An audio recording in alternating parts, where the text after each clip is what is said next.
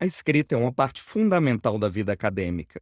Se você deseja ter sucesso no meio acadêmico, vai ter que aprender a escrever bem. No vídeo de hoje, ensino você a melhorar suas habilidades acadêmicas por meio de técnicas de eficácia comprovada. Se você gostar do vídeo, clique em curtir e se inscreva no canal para receber mais dicas acadêmicas.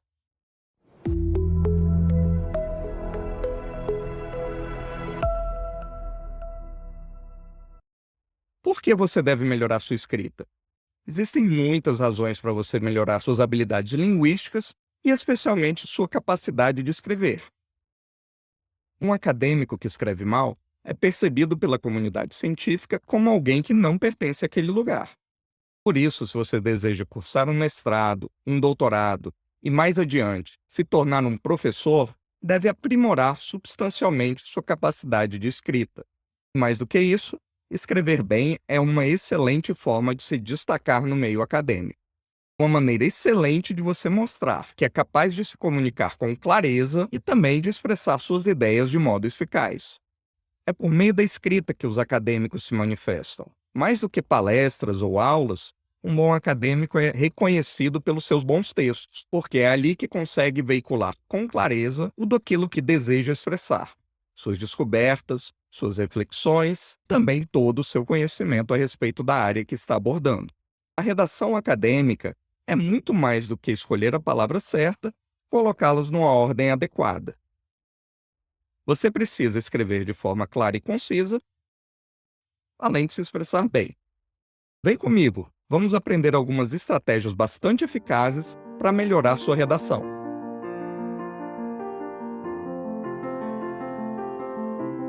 A escrita acadêmica é um problema para muitas pessoas que enfrentam em algum momento de suas vidas a necessidade de aprender a se expressar de maneira melhor em sua escrita. A primeira estratégia para você escrever melhor é definir claramente o que você deseja passar para os seus leitores. E mais importante do que isso, o que o seu público vai ganhar ao ler um texto seu.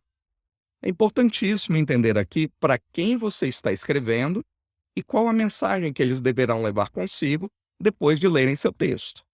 Por isso, logo na introdução, escreva claramente o que você deseja passar a seu leitor. Deixe claro o que você gostaria que eles aprendessem com seu texto.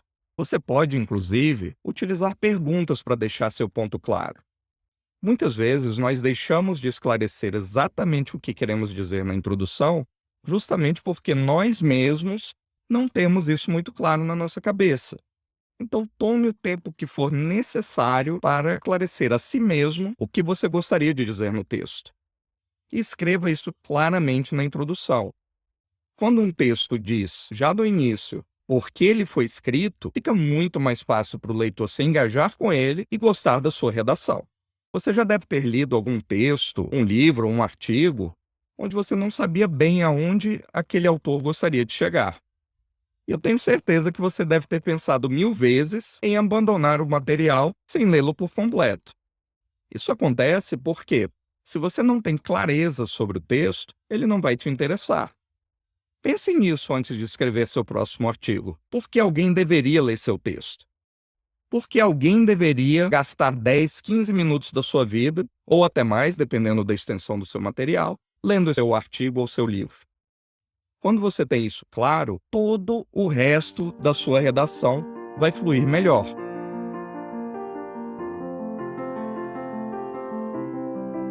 Uma outra estratégia para você melhorar sua redação é escrever cada questão que você gostaria de responder no seu texto. Um bom texto acadêmico responde a pelo menos uma pergunta, que é o problema de pesquisa. Que pergunta é essa? E que outras perguntas derivam dela? É por isso que nos projetos de pesquisa se exige dos candidatos ao mestrado ou doutorado que apresentem ao menos um problema de pesquisa. Por quê? É com base nele que todo o restante da estrutura do texto vai ser arquitetado. Se você não tem um problema de pesquisa, seu texto deixa de ser interessante do ponto de vista acadêmico. Porque se você não tem um problema, uma pergunta que gostaria de responder, por que alguém leria seu texto? Se você vai apenas referir o trabalho de outras pessoas, o que seu texto apresenta de novo que não poderia ser lido em outro lugar? Eu sei que parece difícil pensar em um problema, em uma pergunta que você deveria responder com seu trabalho. mas é mais simples do que parece. Se você não tem a menor ideia, comece se perguntando o que realmente você gostaria de expressar no mundo. Como você gostaria que as pessoas se lembrassem do seu trabalho? Como alguém que apenas repetiu as ideias de outros?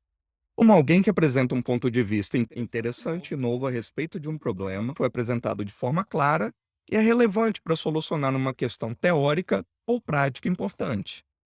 Quando você tiver a noção clara de qual a questão que você gostaria de enfrentar no seu texto, reflita sobre outras questões que derivam dela e cuja resposta é necessária para que você responda a pergunta principal, para deixar as coisas um pouquinho mais claras. Normalmente as pessoas pensam em escrever um texto a partir do tema, mas o tema é só um pedacinho daquilo que você gostaria de escrever. Ele apenas define o quadro geral da questão que você gostaria de abordar. Mas pense na questão concreta que é mais fácil de você solucionar no seu texto acadêmico. Se você está pesquisando em direito, por exemplo, pense que problema jurídico você gostaria de resolver. Um filósofo vai pensar em termos mais teóricos, um sociólogo pode pensar em questões concretas a respeito da vida em sociedade. Mas o fato é que você precisa ter uma questão que vai nortear todo o restante do seu trabalho. Por exemplo, na minha tese, a pergunta que eu tentei responder foi a seguinte: a teoria darwinista pode explicar o surgimento de uma estrutura social como o constitucionalismo? Percebam que essa pergunta, por mais abstrata que ela pareça, me guiou para encontrar uma solução. Ela definiu, por exemplo, que eu precisaria utilizar um marco teórico tanto da sociologia quanto da biologia, porque eu estava trabalhando com a abordagem darwinista. Um outro exemplo, você pode se perguntar: o artigo X da lei tal é inconstitucional? Esse é um problema porque você vai ter que movimentar uma série de marcos e pressupostos jurídicos e teóricos para responder a pergunta. Então você tem aí uma possibilidade concreta de pesquisa.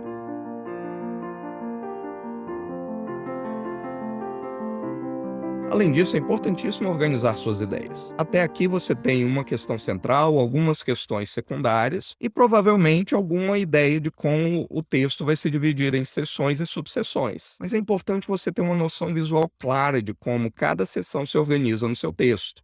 Eu utilizo muito a técnica do brainstorming. Ela permite que eu separe meu momento criativo em duas partes bem claras e concretas. Na primeira, eu gero ideias livremente sobre o tema do texto que eu vou escrever, sobre as questões que se abrem a partir de um primeiro olhar sobre a questão que eu gostaria de investigar, as hipóteses de trabalho, enfim, eu simplesmente escrevo dezenas, centenas de ideias, das mais simples às mais complexas e absurdas.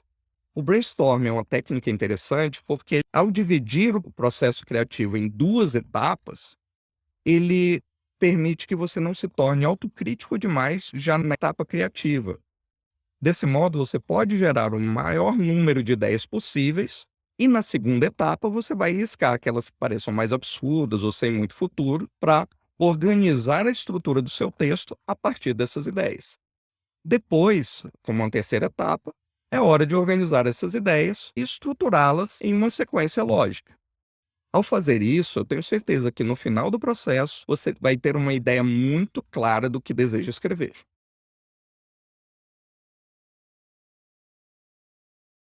Também utilize modelos. O que eu quero dizer com modelos? Eu tenho certeza de que você conhece alguns autores que se destacam pela maneira simples e elegante de apresentar suas ideias. Inspire-se neles. Perceba como eles constroem suas frases, como eles evoluem parágrafo a parágrafo, seção a seção, capítulo a capítulo dos livros e artigos que eles escreveram. De início, você pode ter até a tentação de copiar uma frase ou outra. Pode fazer isso. Você vai ter, numa primeira etapa, a chance de escrever um rascunho sobre seu texto. É claro que depois você tem que limpar e reorganizar essas frases para evitar que seja caracterizado plágio.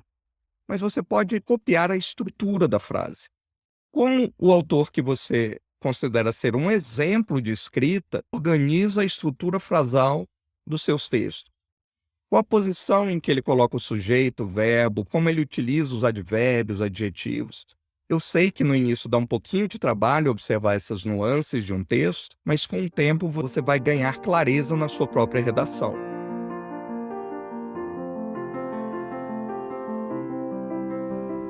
Além disso, escreva frases curtas e simples.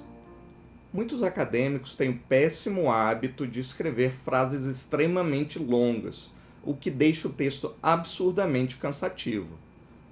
Imagine uma única frase com 9, 10 linhas. É absurdamente complexo e difícil ler um texto assim. Compare com os textos de grandes escritores. Aí você pode pegar desde os filósofos como John Rawls, Ronald Dworkin, Habermas, até autores tradicionais da literatura como Machado de Assis, Jorge Alencar e principalmente Ernest Hemingway, que recomendava textos simples, claros e concisos. Evite a tentação de escrever 5, 6, 7 ideias diferentes numa única frase. Frases pequenas e curtas são muito melhores e muito mais fáceis de ler.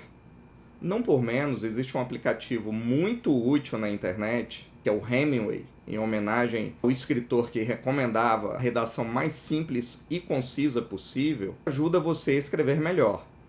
Se você escreve uma frase muito longa e complexa, o próprio aplicativo recomenda que você a reduza para que o texto fique decomposto em ideias menores e mais simples. Você vai perceber que aos poucos, utilizando esse programa, você vai conseguir melhorar substancialmente sua capacidade de redigir textos menores, mais concisos.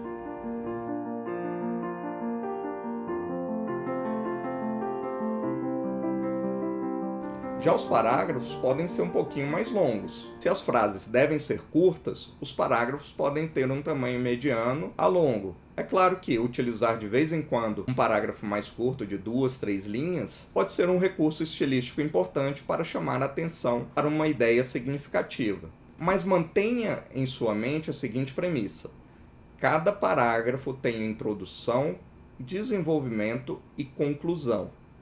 Com essa estrutura, você deve começar cada parágrafo apresentando uma ideia, dando exemplos, reforçando a ideia principal daquele parágrafo a partir de evidências e argumentos que a suportem, e concluindo o parágrafo de maneira que ele possibilite o encadeamento com o parágrafo seguinte. Desse modo, cada parágrafo é um bloquinho de uma grande construção de Lego que você vai edificar com seu texto. Existe um tamanho ótimo para um parágrafo? Não. Mas ele deve sempre exprimir claramente e completamente pelo menos uma ideia. Um vício de muitos acadêmicos é escrever parágrafos curtos, cada parágrafo com uma única frase. De novo, isso não é um erro por si só, mas se seu texto fica recheado de parágrafos que contêm apenas uma única frase, ele vai ficar muito fragmentado e também difícil de ler. Lembre-se de que frases e parágrafos ocupam lugares diferentes na lógica de estruturação de um texto. Lembre-se que frases e parágrafos ocupam lugares diferentes na lógica de estruturação de um texto. Um parágrafo pode ser composto por muitas frases. Bons acadêmicos, inclusive, às vezes escrevem parágrafos enormes, que ocupam metade de uma página ou até mais. Então, por si só, o tamanho em si não é uma medida exata para você aferir a qualidade de um parágrafo. Mas um texto que utiliza apenas parágrafos curtos normalmente é tido como um texto que apresenta uma estética ruim, um pouco ingênua, de alguém que não sabe escrever bem e estruturar adequadamente seu texto.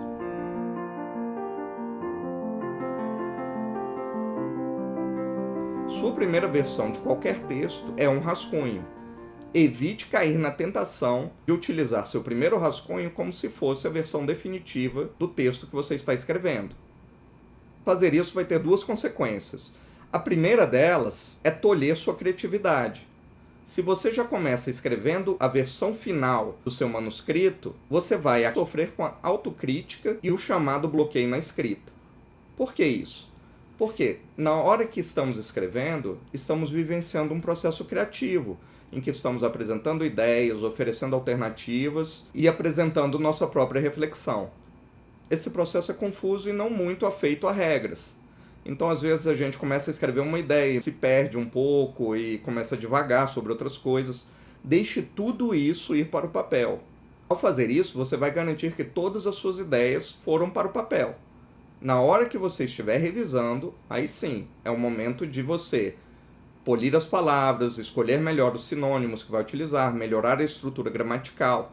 Mas muita gente sofre de bloqueio mental porque tenta misturar esses dois momentos.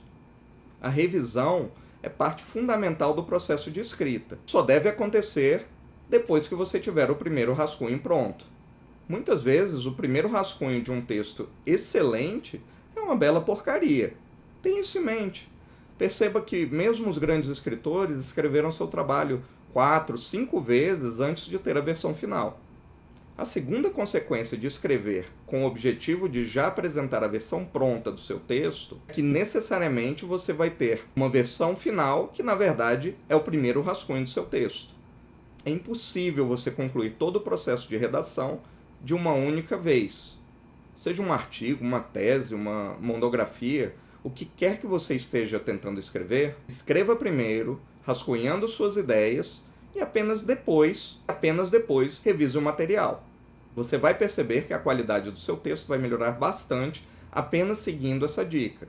Se você seguir tudo o que está sendo apresentado aqui, vai perceber que vai ter um texto melhor estruturado, com ideias que fluem umas das outras, ou seja, você vai melhorar a coerência e a coesão do seu texto, e além disso, vai ter toda a oportunidade de corrigir a estrutura frasal e eventuais erros gramaticais na versão final do seu manuscrito. Na revisão, tenha muito cuidado com a gramática.